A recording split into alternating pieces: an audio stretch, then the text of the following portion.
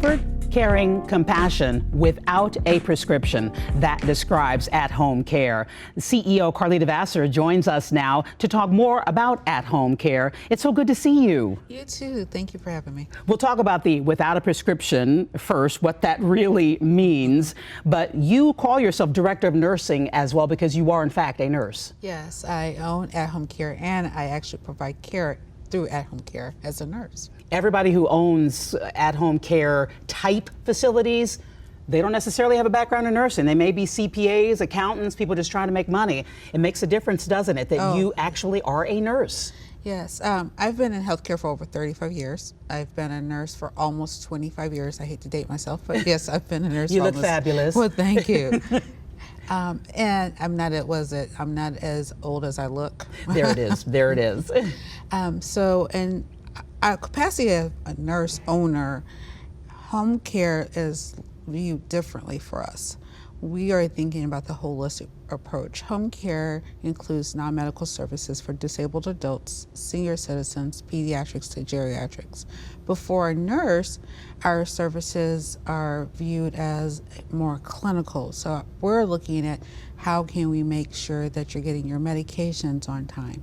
How can we make sure that you're not going back into the hospital? How can we ensure that you're getting to and from the doctor's office so that you can receive the prescriptions that you need for your medication? And so you have 4 offices, over 200 employees. Exactly what does at-home care offer? So we are located in St. Louis, Hannibal, St. Clair, and our newest office is in Springfield, Missouri. Our services include anything from homemaker chore worker services, respite, companionship, nursing services, personal care, dressing and grooming, getting to and from the grocery store, even essential correspondence, opening mail is so important for seniors. You would not believe the stacks of mail that individuals just don't open, not because of any other reason besides sometimes it's dexterity issues or they can't see to read the mail. My vision's kind of questionable sometimes, so I can understand. Right. And then another aspect of it is, which is really huge, is communicating with the physician. What happens in a family that has had a individual that's been ill for a long time or needing extra assistance for a long period of time, it's taxing on their employment. It's beyond having children. And people kind of understand when you have kids and you have to take off for daycare issues or a sick child at home.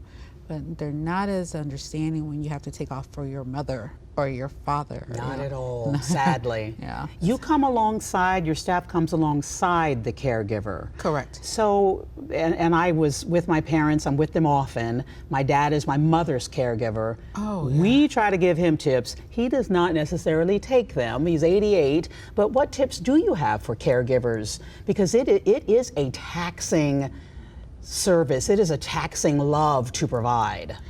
Well, oddly enough, people who are caregivers by nature, and that's just a part of who they're being, they really don't take care of themselves. And so it's really also very important for them to take time, such as reading a book, going to a park, taking a walk, even just maybe meditation, getting in a social club. There are networking groups for caregivers. There are meetup groups for caregivers. Churches have different organizations. Volunteering outside of yourself is very important so that you don't get into the victim mentality, especially when you're providing care for long periods of time. What are some signs for a caregiver who's watching this right now that they probably are not taking care of themselves? Because a lot of them do what they do because they have to, and we're acknowledging that they don't take care of themselves. How do they know that that's actually happening? Usually it starts off with the frustration. Okay. Every task starts to become daunting. Just from making a meal to even having to take someone to and from the store or even getting someone dressed. The other thing that people don't realize is sleep is so important, and the lack of sleep. You will see caregivers who really are just, they feel the need to just keep going and going and going without taking a pause. There are opportunities for people who hear you, they see, I can feel your compassion, and they want to become involved with at-home care. You do have career opportunities. How do people get involved, and who are you looking for? Oh, right now, we are always looking for great, compassionate caregivers. Our caregivers are homemaker type of individuals. So it does not mean that you have to be a certified nurse assistant. You could just decide that this is something that you want to do. Individuals who are over the age of 55 is the clientele we're looking for right now. Okay. To go out into the home. We have found that they have had the same experiences as our clients, and so they can understand what they're going through. We are also looking for a scheduler as of right now. That's been a big need, and that's the person that schedules the individuals to go out into the home.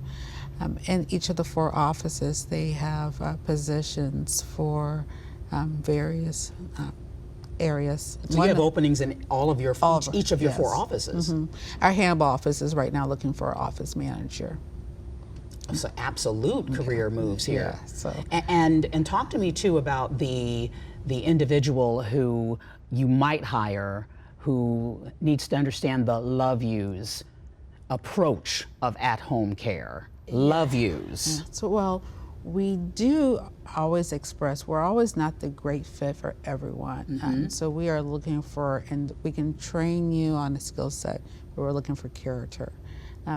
So I always ask a very interesting question through it in job interviews. Tell me what you did yesterday, or tell me what you did over the weekend.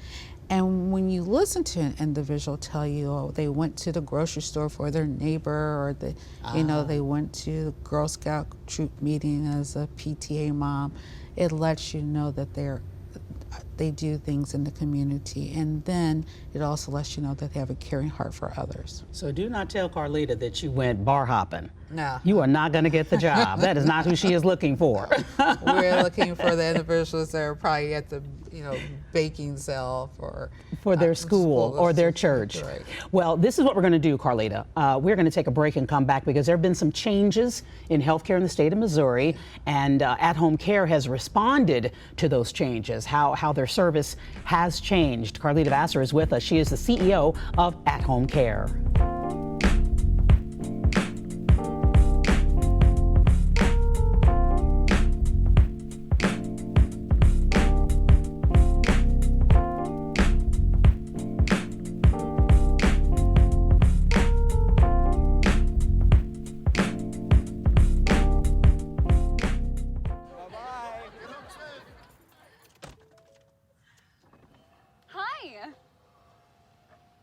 Hoping for a crisp breeze to help keep you alert. Oh, he took a sip of water too. That'll probably help. You were probably gonna turn down the radio too, so you could focus, right? Probably okay isn't okay. Right. If you see a warning sign, stop and call a cab, a car, or a friend.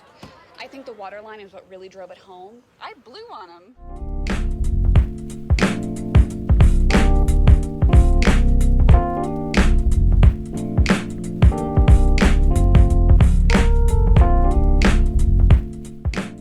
We are back with the CEO of At-Home Care, Carlito Vassar.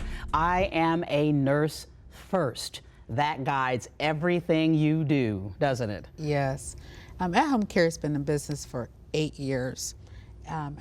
Even through the years of being in healthcare, I did not understand how important it is for the services that we provide. Individuals that have family members that are going through the life struggles such as a disease or even an injury. I would tell you a little story about how I became a recipient of the services I provide. And at that time, I realized I was on a trampoline and hurt myself and wound up in a wheelchair. I did not know how important it is to ask for help.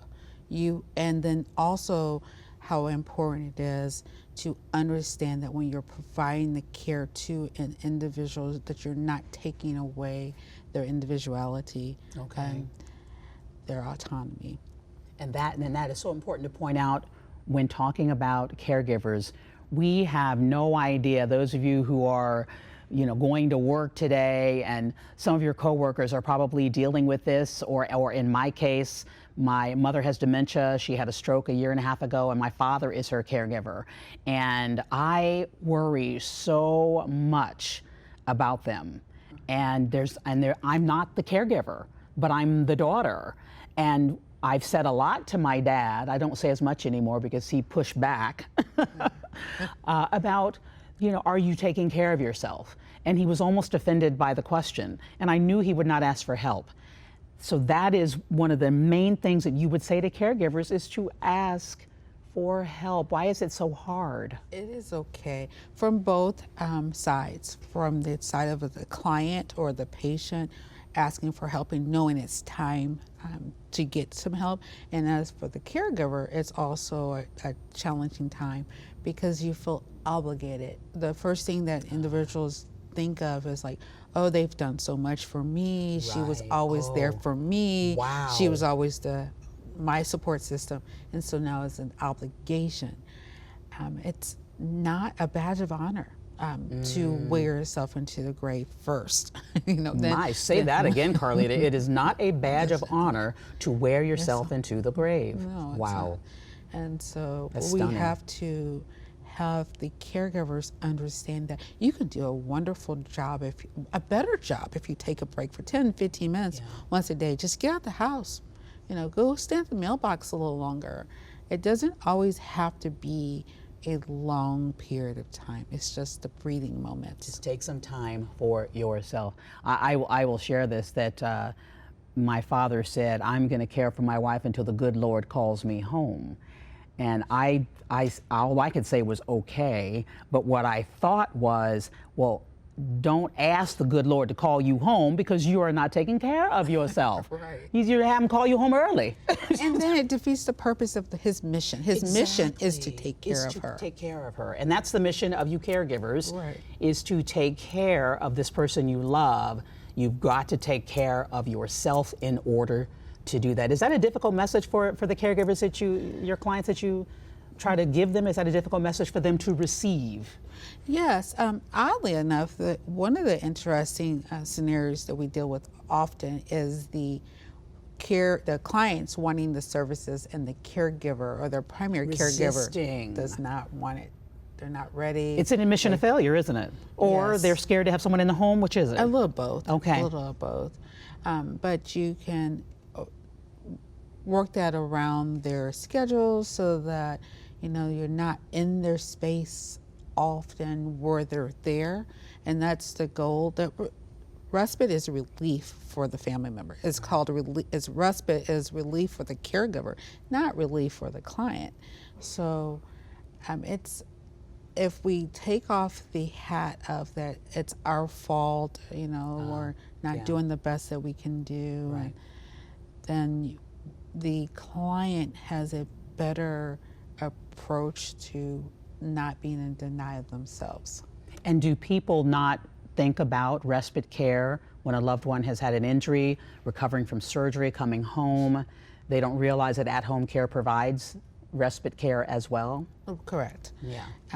And one of the things about respite is it used to be where individuals would go out to a facility for respite. Right. And now Very expensive. They're very expensive. And this allows them to do it in their own home. And Medicare has changed in the state of Missouri. There are thousands of residents who no longer have it. So how has at-home care responded to that? Okay, so Medicare and Medicare are two different insurance programs. So Medicare is federal, and through the federal, through Medicare, they're not custodial services, such as the respite and personal care. Okay. But through Medicaid, Medicaid actually is an insurance company of last resort. The goal with Medicaid is to decrease the hospitalization rate, but the primary goal is to keep them out of a nursing home. Medicaid pays 100% of the nursing home costs for individuals in the state of Missouri.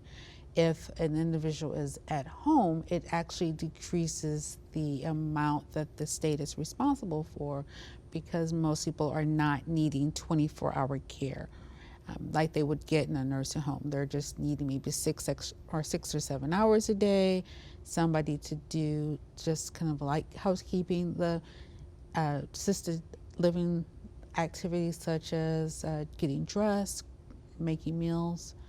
And through the Medicaid program, what they are seeing is not only is it decreasing the amount of clients that are going into a nursing home, it's also increasing the life expectancies of individuals.